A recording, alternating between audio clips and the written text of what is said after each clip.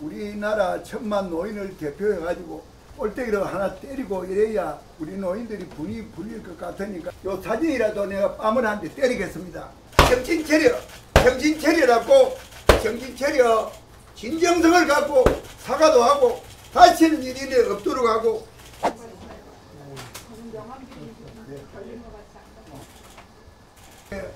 앞에 있는 분은 이형술 우리 부회장님, 최창한 부회장님, 또 김동진 상임이사님.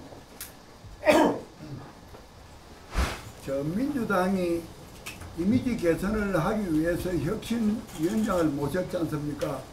그러면 내년 4월이 선거면은 혁신위원장에 도움이 돼야지.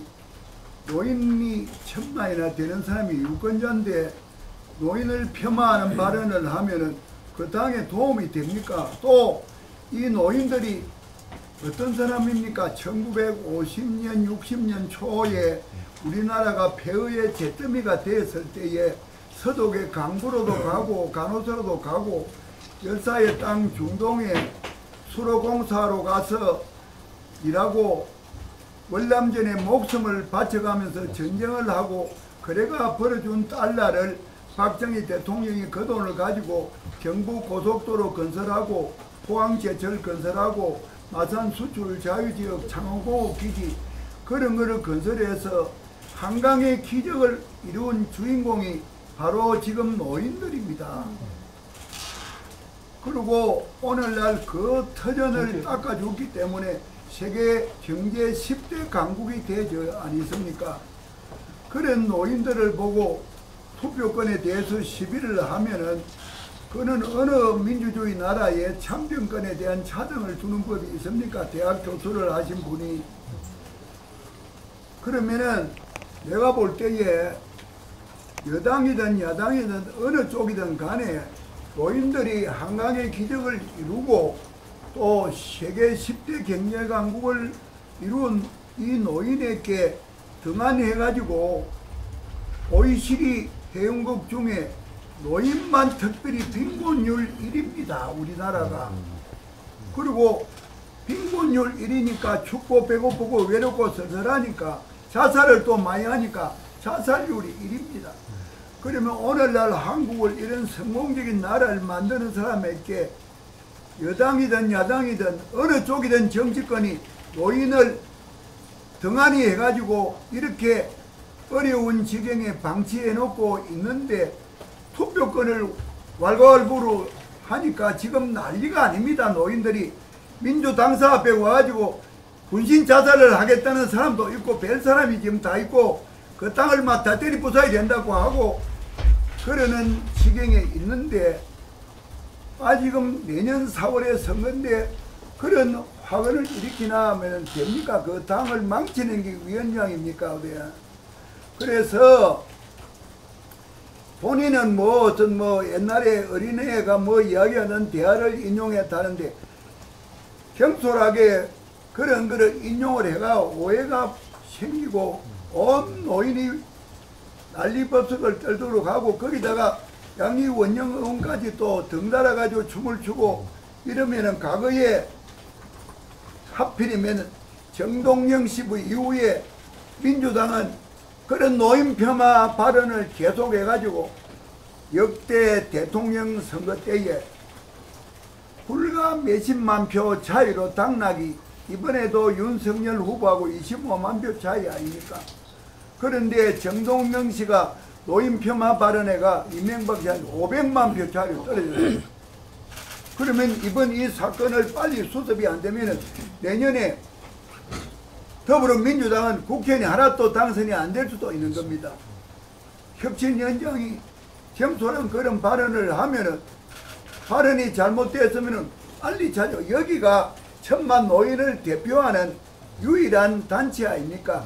지금 대한노인의 지원에 관한 법률에 대한노인의 외에는 대한민국 노인을 대표하는 이름을 쓸 수가 없고 유사 명칭은 전부 벌을 받도록 돼가지고 그동안에도 한두 군데가 비슷한 이름을 해가 소송을 걸어가 하루에 100만 원씩 압류로 하라고 성소를 다해가 어떤 사람도 노인회 외에는 우리나라 노인을 대표할 수 있는 단체가 없는데, 그래서 여기에가 상징이니까 여 진짜 와서 그런 발언을 했으면 난리가 안 나도록 전부 현소마을 온 데다 걸자, 저 당사 앞에 가서 난리를 치자, 군신 자살을 했다, 뭐 내가 그거를 갖다 진정을 시키고 있는데 어제 좀이라도 빨리 좀 와서 그렇게 해야지. 오늘 한시적으로 내가 시간을 잡는데 어찌 마침 오셨는데, 그래 좀 경위와 또 지금 여기에 기자들이 다 있으니까 뉴스를 보고 우리 노인들이 이해가 될 수 있도록 진정성을 갖고 사과도 하고 뭐 그렇게 해야지. 안 그러면은 이게 난리가 납니다. 이게 쉬운 일이 아닙니다. 앞서서 당사 앞에서 기자회견문을 발표를 드렸고요. 당연히 제가 말이 어설프고 서툴러서 마음 아프게 해드린 거 너무 죄송스럽다고 말씀을 올렸습니다. 당연히 사과의 말씀을 드리는 것이고요. 그 사이에는 이제 또 일정이 조금 있었는데 그 일정이 그 많은 분들이 모여있는 장소여서 그 일정을 확 바꿀 수가 없었어요. 그래서 어저께 밤에 내려가는 일정이 있어서 갔다가 집에 오니까 12시경이 다 됐더라고요. 그러니까 시간을 이렇게 만들기가 좀 쉽지가 않았어요. 근데 오늘 지금 원래대로 하면 정례회의가 10시부터인데 그 10시 회의를 멈춰놓고 서둘러서 온 게, 안 그랬으면 또 회의를 해야 되는데 이러면 또 늦어질 것 같아서 제가 회의를 지금 이렇게 다 위원들 그냥 앉아 계시라 하고 빨리 갔다 오겠습니다 하고 바로 속히 왔습니다. 그래서 좀 어설피 말씀드린 거, 또 마음 상하게 해드린 거 너무 죄송스럽게 생각하고 마음 푸셨으면 좋겠다는 생각 말씀드립니다. 그래, 내가 지금 온 국민이 분노를 하고 노인들이 난리가 아니니까 저 우리나라 1000만 노인을 대표해가지고 본인을 보고 내가 막 꼴대기로 하나 때리고 이래야 우리 노인들이 분이 불릴 것 같으니까 내가 손찌검을 하면은 또 안 되니까 내가 요 사진이라도 내가 뺨을 한 대 때리겠습니다. 예? 정신 차리고 앞으로는 절대로 그런 일 없기를 바랍니다. 정신 차려. 정신 차리라고. 정신 차려. 진정성을 갖고 사과도 하고 다시는 일이 없도록 하고, 다른 사람도 역대 이런 망언을 해가지고 이랬는데 이 노인들이 이 나라를 위하여 고생해가지고 금반석에 앉도록 만드는 노인에게 앞으로 대우하고 대접하는 그런 발언을 잘 해주길 바랍니다. 말씀 주신 거 뼈아프게 생각하고요. 2006년 1월에 남편하고 사별을 했어요. 그래서 13살, 3살짜리 아들을 키웠어요. 근데 항상 아이들이 기를 죽게 하지 않기 위해서 무슨 이야기를, 주제를 얘기하면 그래, 그 말도 맞겠구나, 그렇게 의도를 해서 항상 대화를 해왔었어요. 그러니까 그 얘기가 중학교 때 하는데, 근데 수업 시간에도 마찬가지예요. 학생들이 혹시 틀린 얘기를 하더라도 제가 그럴 수도 있겠군요, 그렇게 보통 이렇게 진전해서 얘기를 하는 편이에요.